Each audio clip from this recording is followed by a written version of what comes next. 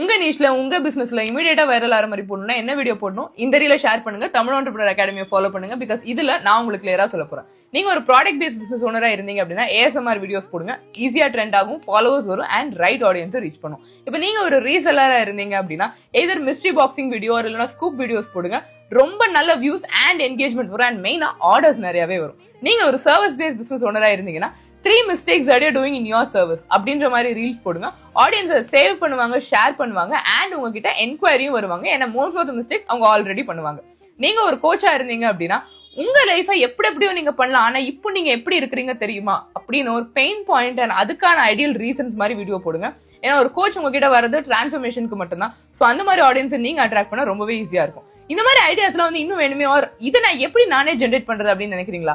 இது எல்லாமே போன மெட்டா பவர் செஷன்ல நாங்க கொடுத்த ஒரு குட்டி ட்ரிப்ஸ் தான். ஆனா நீங்க நிறைய மிஸ் அவுட் பண்றீங்க. மெட்டா பவர்ல ஜாயின் பண்ணலாம். சோ மெட்டா பவர்னு கமெண்ட் பண்ணுங்க. ப்ரோக்ராம்